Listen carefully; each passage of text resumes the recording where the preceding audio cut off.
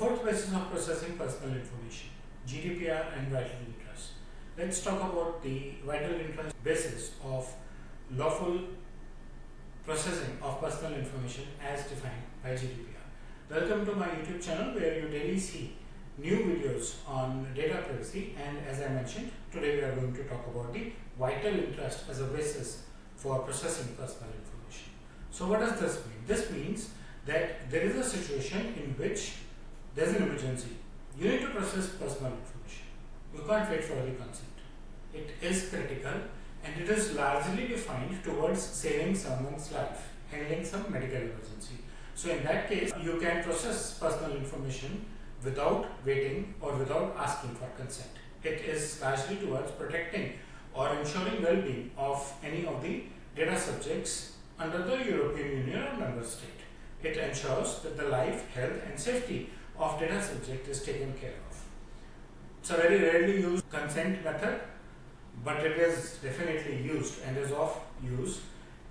Critically, when you get a patient in a hospital who is not in a position to give you a consent. For example, someone is driving alone, no family member along, and he meets an accident, and he gets unconscious, or he is not in a state of his hand has some unfortunate thing and he cannot sign the consent document. So in that case, the vital interest basis can be used to process his personal information, especially it's a sensitive personal information, healthcare, but still you can use the vital interest basis for processing his information. So as I mentioned, medical emergency where someone is unconscious, and in a critical situation where you can't, the example I gave, you first need to find out who the relatives are, right?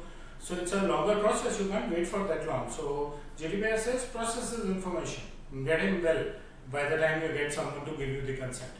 In disaster relief situations, there are earthquakes, there are floods. In such situations, you can't wait. Again, earthquake or flood could damage someone physically. It's one of the ways of getting into an accidental situation.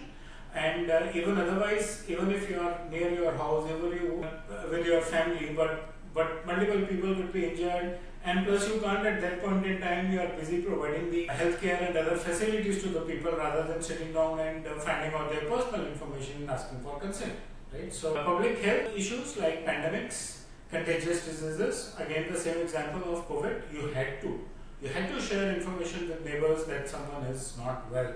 So his sensitive personal information of his health condition had to be shared with all around, especially his neighbors, right? So that they stay protected. So there could be contagious diseases like these. And law enforcement agencies like police, they need to locate someone to trace them and protect someone else, right? So in both the cases, there is a vital interest of public safety, vital interest of healthcare that is involved here. How to ensure that the organizations stay compliant with this?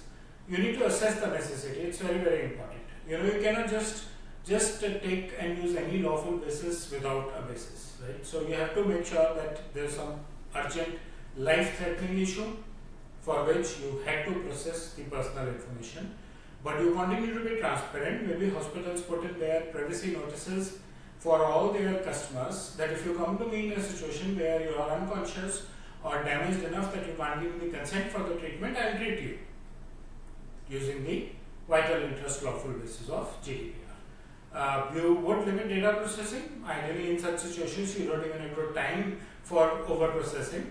You would retain the data and you'll have a strategy as to how long you retain. And again, a very important thing, you should document your decisions. So that when someone comes up and cross-checks with you as to why did this happen and why did you do this, then you have a clear document saying that this thing was done with this purpose, right? So this is what about the vital interest. The most important part in vital interest as compared to other bases is that to take care of any of the vital interests, especially the healthcare example, it is more than one party that is involved.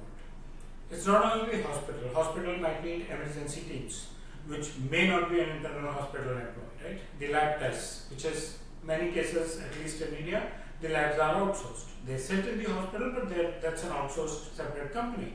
Public authorities, you have to tell about that accident to the police, right? So wherever you are sharing the data, you are sharing that also under a understandable contract of GDPR clause that they are also going to process the personal information with transparency, with limited data processing, and under the vital interest basis as the lawful basis for processing personal information of a European Union citizen as per GDPR.